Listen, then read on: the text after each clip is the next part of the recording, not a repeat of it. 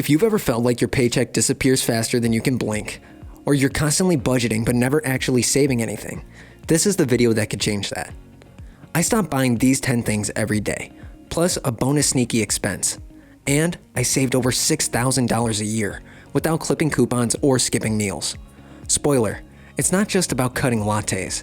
These are everyday spending traps hiding in plain sight, ones you won't miss once they're gone. Hey Frugal friends, welcome back to Frugal Footprints, your home for real-life frugal living and budget travel. If you're working hard, want to save smarter, and live better without sacrificing joy, you're in the right place. So hit that subscribe button and tap the bell so you never miss a money-saving moment. And stay tuned until the end of this video, because I'm sharing the bonus tip that almost no one talks about, but quietly drains your wallet. Let's dive in. 1. Specialized cleaning products. Let's start with something small, but mighty. Once upon a time, my cleaning cabinet looked like a mini supermarket aisle. Kitchen degreaser, bathroom foam, window spray, granite cleaner, stainless steel wipes, toilet fizzers, disinfectant sprays, microfiber safe detergents, fabric refresheners, scented room sprays, hardwood floor polish, oven cleaner, sink scrubs, and yes, even stovetop protectors. I was buying $5 to $12 bottles for every surface in my home. They came with promises of 99.9% germs gone, or citrus burst technology, or pine forest aromatherapy. But I realized I was spending $250 a year just to keep surfaces shiny. Here's the kicker, 90% of that stuff, completely unnecessary. So I simplified. Now, here's what I use instead. All-purpose spray, equal parts white vinegar and water, plus a few drops of dish soap and essential oils if I'm feeling fancy. Glass cleaner, vinegar plus rubbing alcohol plus distilled water. Toilet cleaner, baking soda and vinegar. Disinfectant, hydrogen peroxide or alcohol on a reusable cloth.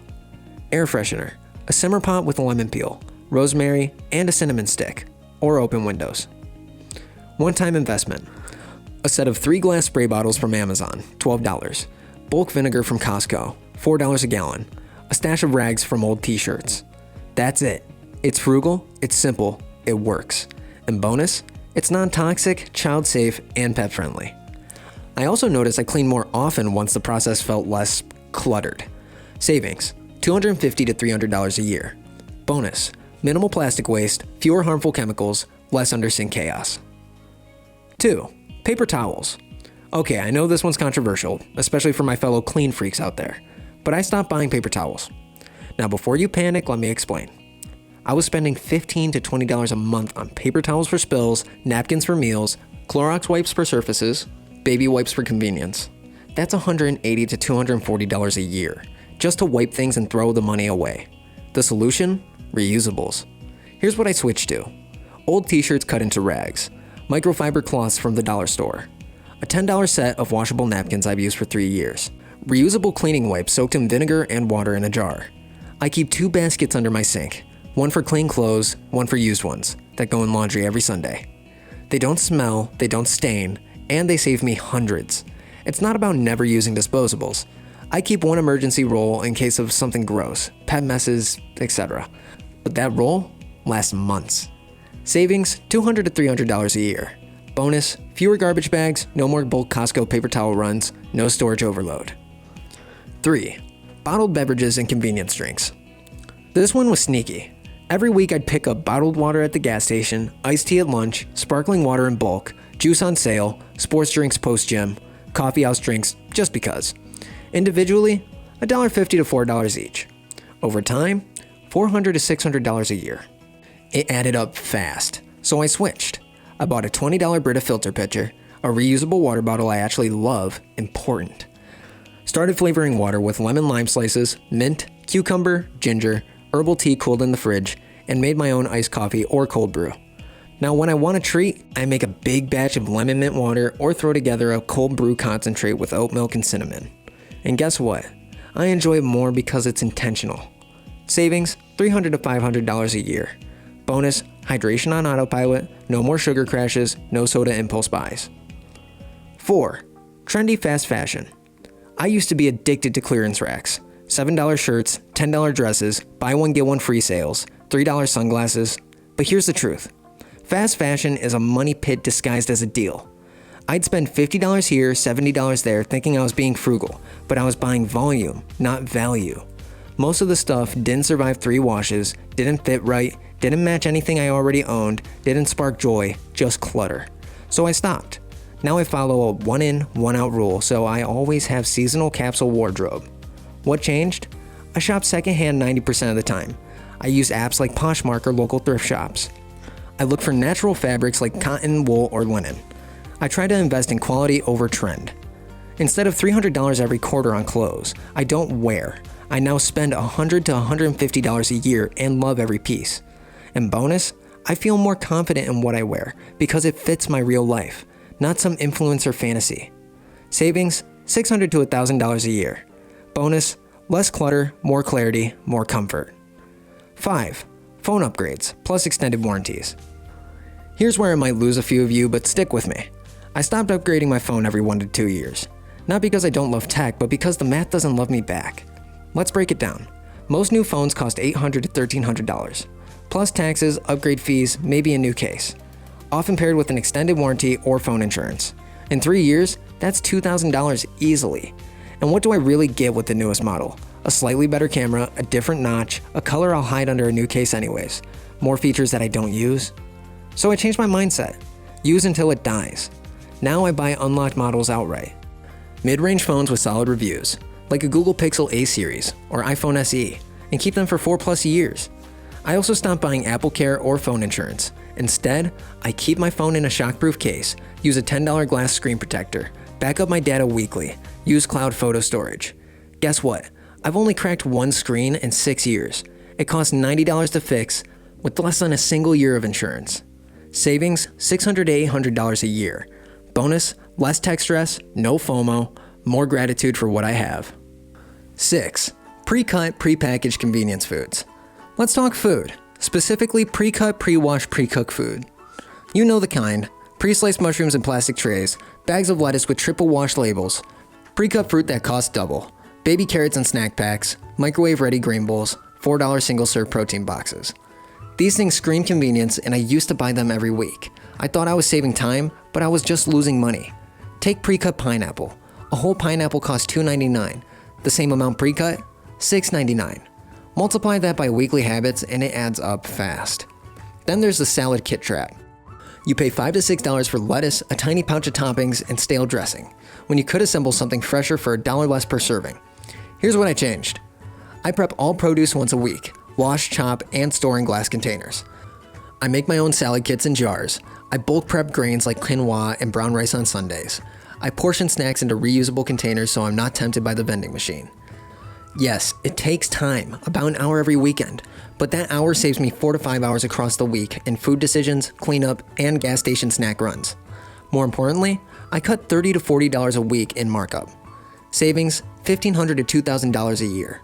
Bonus, less plastic waste, fresher meals, and better nutrition. 7. Impulse buys at Target, Amazon, or dollar stores. This one was tough because I love Target and Amazon and, yes, the Dollar Tree. But I had to stop confusing cheap with necessary.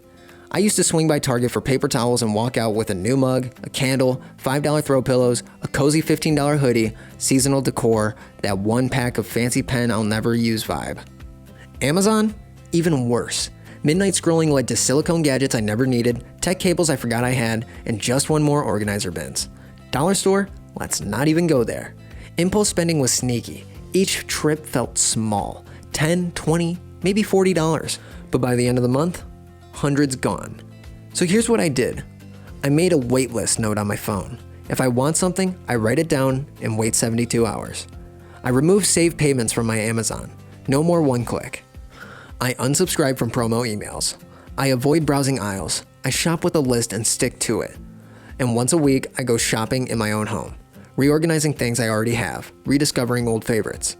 Now, I buy less and love what I do buy.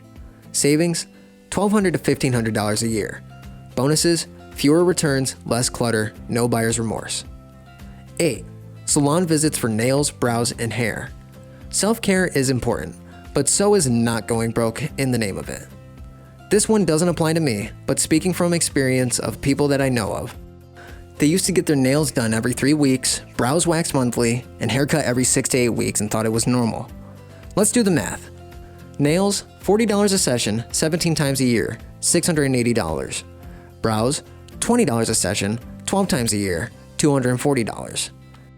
Haircut plus tip, $70 a session, 6 times a year, $420. That's $1,300 a year, and that's not even courting highlights, deep conditioners, or fancy blowouts. Now, they cut their own hair every 4 months with YouTube tutorials. True story. They shape their brows with tweezers and a $5 razor pen. They do their own gel nails with a $30 kit from Amazon that's lasted over 2 years. They swap name brand shampoos for solid bars that last longer and cost less. They still look put together, but the key? They stop tying self-worth to the salon chair. Now when they do splurge, maybe once or twice a year, they genuinely enjoy it. Savings, $1,000 a year. Bonus, skill building, confidence boost, and more natural, low-maintenance routines. 9. Cable, streaming overload, and TV subscriptions. Remember when we cut the cord to save money? Then subscribed to Netflix, Hulu, Disney+, HBO Max, Paramount+, Peacock, Discovery+, Apple TV, YouTube Premium, Spotify, and Audible, throw in live TV, and whoops, I realized I was paying $110 a month for shows I barely watched. So here's what I did. I canceled everything for 30 days, no exceptions. Then I added one back that I truly missed. Spoiler, it was YouTube Premium. I rotate platforms every 2 to 3 months, use free trials, set calendar reminders to cancel. I switched to library rentals, free apps like Tubi, and podcasts. Bonus, I read more, walked more, and went to bed earlier. Entertainment doesn't have to cost $1,300 a year. Savings, $800 to $1,200 a year. Bonus, more time, better sleep, less decision fatigue. 10. Frequent takeout and coffee runs. It starts with, I don't feel like cooking tonight. Then it turns into Uber Eats 3 times a week, daily $6 coffees, gas station snacks, late night delivery charges, tip, tax, and hidden fees. I was spending $250 to $350 a month eating out without realizing it. Now, I'm not anti-takeout. I still grab Thai food once or twice a month when life is hectic. But now it's intentional, not default. Here's what helped me break the cycle. I do batch cooking on Sundays, soups, pasta, marinated proteins. I keep 2 to 3 lazy dinners in the freezer. I meal plan 4 days ahead, max. I make my own coffee, pour it in the thermos, and go. I also make dining out an event. I dress up, invite a friend, sit down to enjoy. That $18 pad thai becomes a memory, not a habit. Savings, $2,000 a year easily. Bonus, more control over ingredients, less waste, stronger food skills. Bonus, gifting out of guilt or obligation. Let's wrap it up, literally, with a bonus. Gifting out of guilt. Birthdays, weddings, holidays, baby showers, work parties, just because gifts. I used to spend $800 a year on presents I didn't plan for, usually bought last minute, often out of obligation. And the worst part, half the time I wasn't even sure the person wanted the gift. So I made some changes. I created a gift budget, $25 a month. That's $300 a year, period. I started gifting time, skills, and thoughtfulness instead of things. A homemade dinner, babysitting hours, baking mixes and jars, a coupon for dog walking or car rides. I shop year-round and stash things in a gift bin. I stopped feeling guilty for not going broke to prove I care. Now, I gift more meaningfully, not more expensively. Savings, $500 a year. Bonus, less pressure, more joy, deeper connections. Let's recap.